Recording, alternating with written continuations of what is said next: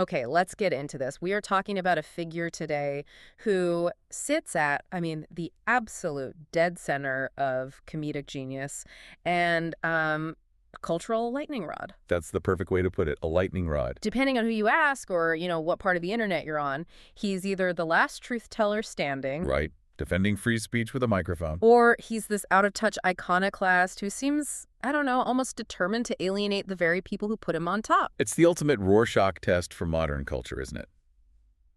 You tell me what you think of Dave Chappelle, Uh-huh. and I can probably guess your politics, your age, your entire media diet.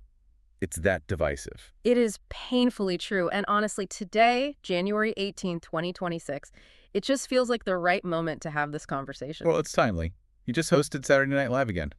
The fourth time. For the fourth time just earlier this month. And that monologue, I feel like it's still echoing. Oh, it was pure uncut Chappelle. Walks out, lights up a cigarette on the stage at 30 Rock. Of course he did. And just starts dissecting the entire last year. The California wildfires, Jimmy Carter's passing, Trump's reelection. It was all in there. But the tone, right, it wasn't just jokes. It felt like a lecture. A sermon, almost. And that's the shift. That's the whole story. Exactly. So that's the mission for this deep dive. We're not just going to list his specials. We've got a huge pile of sources here. Biographies, old interviews, news clippings from the last 25 years. Yeah. We need to figure out how we got from the guy who gave us the Rick James sketch, which everybody loved, Everybody. to this polarizing philosopher king we see today. I think to understand that, you have to stop looking at it as a career in comedy. It's not. Okay. It's a war. It's a continuous battle for artistic autonomy. The single thread that connects 1993 to today is his demand to be completely 100% unfiltered. Regardless of the consequence. Regardless of the collateral damage, he sees his art as its own sovereign nation. Yeah. And he's the dictator. That is a fascinating way to put it. And I'll admit, I come into this with a ton of nostalgia. Chappelle's show that was my college years. Sure. I'm Rick James, bitch. I had to say it, that was the soundtrack. But lately, the last few years, I'm just confused. The whole team tier thing, the arguments with students, it all feels so heavy. It is heavy. It feels like work to be a fan sometimes. It does. But I think if you really dig into the sources, you'll see the heavy. Chappelle was always there. We were just laughing too hard to notice it. He wasn't raised to be a simple court jester. He was raised to be a revolutionary. So let's start there. Let's go back to the foundation. Because, when I think of comedy legends, the cliche is always a tough childhood, poverty. The class clown is a defense mechanism. Right. But Chappelle's background it's shockingly academic. Academic is putting it mildly. He was born in D.C., raised in Silver Spring, Maryland. But his home life was basically a nonstop seminar on Black history and political activism. Okay, break that down. His father, William David Chappelle III, was a professor of vocal performance. He was also the dean of students at Antioch College. Antioch. That's a really progressive liberal arts school, right? Incredibly so. A total hotbed of activism and independent thought. And then there's his mother, Yvonne Sion. Uh-huh. She's a Unitarian Universalist minister, also professor. But here's the detail that just stops you in your tracks. Okay. She worked for Patrice Lumumba. Wait, what? The Patrice Lumumba? The very same. The first prime minister of the independent Congo. The one who was assassinated. Yep. She was in the Congo working for his government during that incredibly intense revolutionary period. So you have to imagine, young Dave isn't just hearing knock-knock jokes at dinner. No. He's absorbing conversations about colonialism, systemic power, revolution. Pete Seeger and Johnny Hartman were guests at the house. So that political consciousness, that need to analyze everything, is just baked into his DNA from the start. It's his first language. Yeah. But, and this is the contradiction I love about him, you look at his Inside the Actors Studio interview. Yeah. He says, Richard Pryor, Eddie Murphy, obviously, but his first big comedy influence. It was Bugs Bunny. I read that and I thought he had to be kidding. He was dead serious. Yeah. And if you think about it, it unlocks his entire persona. How so? He talks about Mel Blanc, the voice actor, being a savant. But forget the voice for a second. Think about the character of Bugs Bunny. How does Bugs always win? He's the trickster. He's smarter than everyone else. He's completely unflappable. Exactly. Yosemite Sam is red-faced and screaming Elmer Fudd is tying himself in knots. And Bugs is just leaning against a tree, munching a carrot, asking, "What's up, Doc?" That's Chappelle on a stool. That lean, the cigarette, the way he uses silence. It's pure Bugs Bunny. It's the absolute confidence of someone who sees the absurdity and the chaos around him and knows he can outsmart it. That is a perfect connection. The trickster god. But, okay, before he got to be that cool, he had to take some hits. Oh yeah, a lot of them. The Apollo Theater is his origin story. Right. He moves to New York after graduating from the Duke Ellington School of the Arts, which, believe me, we will be coming back to. They're sure we will. He goes on at the Apollo for amateur night. And that crowd, they're not there to just watch. They're part of the show. They are brutal. They will end you. And they did. They booed him right off the stage. He was just a teenager. Yeah. And he said that moment, instead of breaking him, it gave him courage. How? He said, once you face your absolute worst, fear total public humiliation, and you survive, you're basically bulletproof after that. It's like killing your ego to find your real voice. And he found it pretty quick. I was looking at his early movies. Robin Hood, Men in Tights. He was, what, 19? 19 years old, playing Oh. out you. Mel Brooks saw that spark immediately. But even then, even as a teenager, he had this really strong sense of what he would and wouldn't do. You're talking about Forrest Gump. The Forrest Gump story is fascinating. I didn't even know he was connected to that movie. He was offered the role of Bubba, Forrest's best friend in the Army. That's a huge role. That movie was a cultural phenomenon. It would have made him a star overnight. Instantly. And he said no. He turned it down flat. Why on earth would he do that? He thought the character was demeaning. He was worried it was just another stereotype of a simple-minded black man whose only purpose is to prop up the white hero's story. Wow. He actually said he thought the movie would be a flop, which is funny in hindsight, but his core objection was about the portrayal. He refused to be part of it. For a 20-year-old kid, that's a level of integrity or maybe just stubbornness that is pretty rare. It shows you he was always thinking about the message, about the image. He even made a short film later that parodied it. He imagined a version where a simple-minded black man accidentally caused the Rodney King beating. Oh my God. He was already using comedy to deconstruct these tropes, even back then. Which is the perfect segue into the absolute explosion Chappelle's show, 2003. Comedy Central, yeah. I don't think modern audiences can fully grasp what a meteor strike that show was. It wasn't just popular, it rewired the culture. It was the thing everyone was talking about the next day at work or at school. Before Twitter, you had Chappelle's show. The sketches were like satirical smart bombs. Let's talk about Clayton Bigsby. The blind, black, white supremacist. Just think about that concept for a second. It's insane. A black man, raised to believe he's white, who becomes a prominent author and speaker for the KKK. It's so absurd. But in that absurdity, he completely exposed how ridiculous racism is. He made it about learned ideology, not biology. And then you had the Prince sketch, Wayne Brady, and of course Rick James. Ugh, the Rick James sketch. People were shouting, "I'm Rick James, bitch," at him in the street. It became a meme before memes were really a thing. It totally escaped the show and took on its own life. And with that success came the money. The golden handcuffs, as he would later see it. This was the Viacom deal. $55 million That rate. for 2 more seasons. In 2004, money for a sketch comedian. It was unheard of. And then he was gone. May 2005. They're in the middle of making season 3. The show is bigger than ever. And Dave Chappelle just disappears. He gets on a plane to South Africa. No note, no explanation.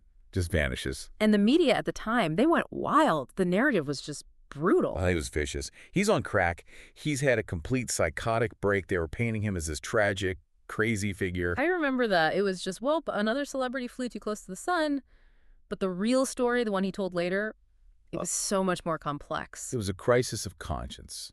He felt the show was spinning out of his control. The network executives were pushing him. The stress was immense. But there was a specific breaking point. The Pixie sketch. The Pixie sketch. He was on set, dressed as a pixie that was meant to represent a racial stereotype, I think is a blackface reference. Right. And he looks out at the crew, and there's a white crew member there who's laughing. But he's laughing too hard. And in the wrong way. Exactly. Chappelle said it wasn't the laughter of someone getting the satire.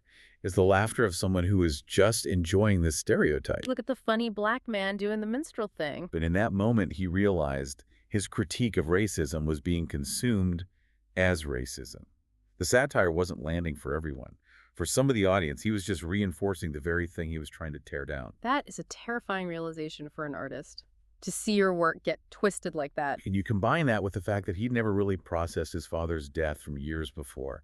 Yeah. He just had to pull the eject lever. And he framed it later with this really intense analogy. the pimp analogy, which is just central to understanding his entire worldview. He compared the entertainment industry to a pimp. To the pimping game, as described in Iceberg Slim's memoir, Pimp. He said the industry uses money, fame, and psychological games to make the artist feel dependent, to make them feel like they need the pimp to survive. And the $55 million check Was the ultimate trap. He saw it not as a reward, but as a cage. And he said, like in the book, the only way to truly be free is to walk away from the money, to break the psychological hold. So he does it. He walks away from $50 million. He blows up his relationship with Neil Brennan, his co-creator. Comedy Central airs the unfinished episodes anyway, which he called a bully move. And he's out in the wilderness. But he wasn't just sitting around. This is when he started to rebuild, right? Starting with Dave Chappelle's Block Party. Yes, the 2005 documentary. It's such a beautiful film. And it feels like the complete opposite of everything he just ran away from. It's so full of joy. It's not Hollywood. It's just him on a street in Brooklyn with a marching band he flew in from Ohio. And getting the Fugees back together. It was about community, music, black joy. It was him reconnecting with the reasons he started performing in the first place. But he also went back to the source, the stand-up club. He became obsessed. He started doing these marathon sets. In 2007, he broke the endurance record at the Laugh Factory. He was on stage for 6 hours and 12 minutes. 6 hours. What are you even talking about at that point? You're not just telling jokes. You're workshopping your entire worldview in real time. He was proving to himself that all he needed was a microphone. But this period also showed the cracks forming between him and his audience. This is the Hartford incident. The Hartford incident, 2013. This is a crucial turning point. He's on a big comedy festival tour. He gets to Hartford. And the crowd is not great. The crowd is, in his words, full of young white alcoholics. And they're not listening. They're just shouting his old catchphrases at him. I'm Rick James, bitch. And much more chillingly. They were chanting white power. They were chanting white power, the punchline from the Clayton Bigsby sketch. Oh, the irony is just, it's sickening. The very thing that drove him off the show is now being screamed at him as a slogan by a mostly white audience. It was his nightmare made real. It proved that a huge chunk of his audience never got the joke, so he stopped. He just quit mid-show. He sat on the stool, smoked, talked to the audience, read from a book for a bit, and then just walked off stage. The media called it another meltdown. But for him, it was about setting a boundary. He refused to be a jukebox. But eventually he came back, and he came back big. Netflix, 2016. The game changes. Netflix arrives with a dump truck full of money, a reported $20 million per special. It was the comeback everyone was waiting for. The Age of Spin, deep in the heart of Texas. They were huge. Most viewed comedy specials in Netflix history at the time.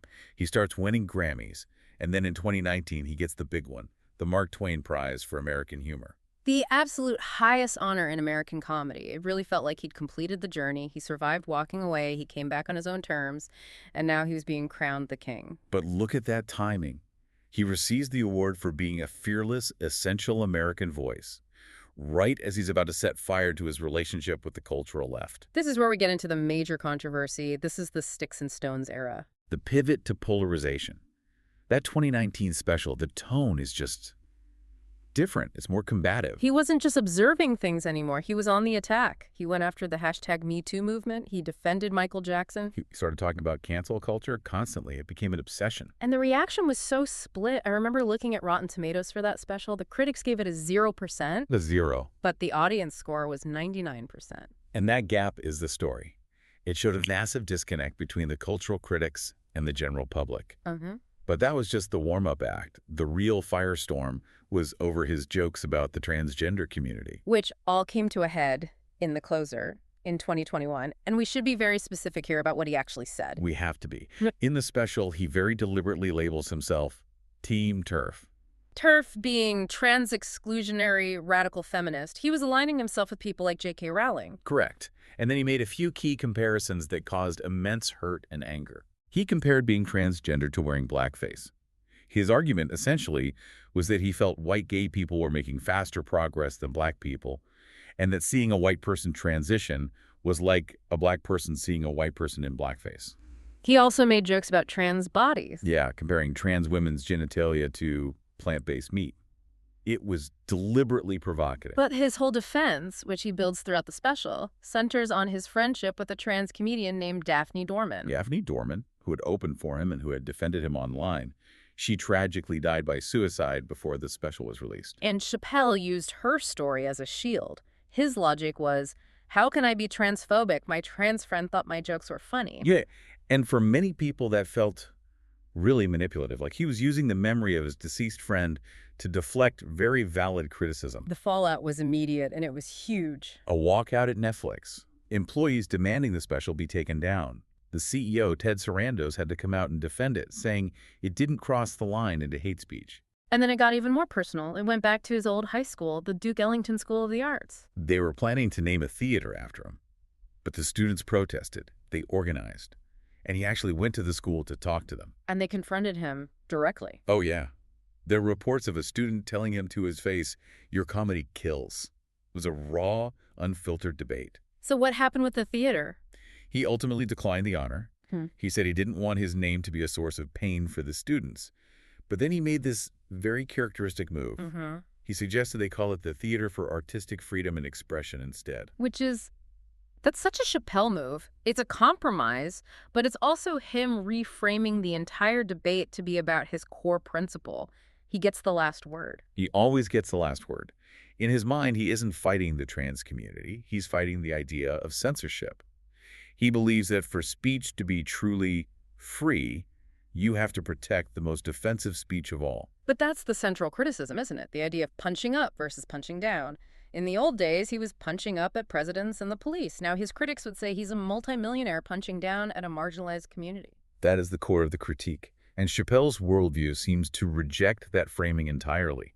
He sees cancel culture as the dominant power structure, and he's the underdog fighting it. But you're right, the power dynamic has undeniably flipped. And he's not just talking about culture wars anymore. He's now in this philosopher king phase, weighing in on major global conflicts. It started with 8.46 in 2020, after George Floyd's murder. That wasn't a comedy special. It was a raw, furious monologue. But more recently, he's waded directly into the Israeli-Palestinian conflict. And this is where things get really complex. Very. In October 2023, he's performing in Boston. He condemns the Hamas attacks, but he also calls Israel's response war crimes and criticizes the U.S. for its support. And people walked out. People walked out. They were shouting. Then in May 2024 in Abu Dhabi, he goes further and says, genocide is striking the Gaza Strip. He's being very explicit. Okay, so he's taking this very strong pro-Palestinian humanitarian stance. But then he performs in Saudi Arabia. September 2025, the Riyadh Comedy Festival. And Human Rights Watch immediately called him out. Of course. They said he was helping to whitewash the human rights record of a government that is famously repressive, especially towards the LGBTQ community and free speech advocates. How do you square that circle? How can you be the ultimate defender of free speech in America and then take a paycheck from the Saudi government? I think it shows the tension between Chappelle the activist and Chappelle the entertainer. He insists on his right to perform for anyone, anywhere, but you can't deny it creates what looks like a massive ethical contradiction. It seems like his own personal freedom to perform and earn money trumps any consistent political stance. And speaking of his own backyard, the Yellow Springs housing issue. Oh, the zoning dispute. This was a smaller story, but so revealing. His town, Yellow Springs, Ohio, wanted to build a new development that included affordable housing. And he threatened to pull all of his business investments from the town, like $65 million worth, if they approved it. Which, on the surface, looks like the ultimate rich guy indie move. Not in my backyard. Right, I'm for the people, just not those people living near me. His argument was more about aesthetics and culture. He called the plan cookie-cutter sprawl and said he was protecting the unique character of the village. But the method is the same, right? Whether it's a network or a town council, he uses his power and his money to get his way. He has to be in control. It's the through line of his entire life. There's one last piece we should touch on because it might be the key to all of this. His faith. His religion. It's the quietest part of his public life, but maybe the most important. He converted to Islam when he was 17. He never talks about it on stage. Almost never. He gave this quote to Time magazine once. He said, "I don't normally talk about my religion publicly because I don't want people to associate me and my flaws with this beautiful thing." Wow. Me and my flaws. That's incredibly self-aware and humble. It is. It suggests he knows the persona on stage, The chain-smoking, abrasive, confrontational guy is a flawed character. It implies the Dave Chappelle we see is an avatar he sends into battle, but the actual man is separate from that. It makes him a little more human, maybe. A little. So we've gone from Bugs Bunny to a $50 million walkout to white power chants to turf wars to Riyadh. It's a chaotic, contradictory career. It's a mess. A completely fascinating mess. So when you step back and look at the whole picture, what's the final takeaway? It feels to me like he's built this fortress around himself and is just shouting at a world that he thinks has gone crazy. I think he creates conflict, because conflict is proof of relevance. If everyone just agreed with him, the show would be over. But that leaves us, and you listening, with a really tough question. There was a line in a Vox article that I can't get out of my head. It called him a comic who knows he's out of touch but is willing to talk it out. Willing to talk it out feels generous sometimes, more like willing to lecture you until you agree. And that's the core of it. So here's the question. Is the Dave Chappelle of 2026 a heroic defender of free speech, the last man willing to say the unsayable? Or has the truth teller just become an insulated, wealthy man yelling at a culture that changed without his permission? Has the trickster become the king, and is he a good king? I don't think there's an easy answer. Maybe that's the point. He doesn't want it to be easy. This was a huge one. There's so much more in the sources, so we encourage you to go read them, watch the special. Yeah, decide for yourself. Context is everything. Thanks for listening to The Deep Dive. We'll see you next time. Take care.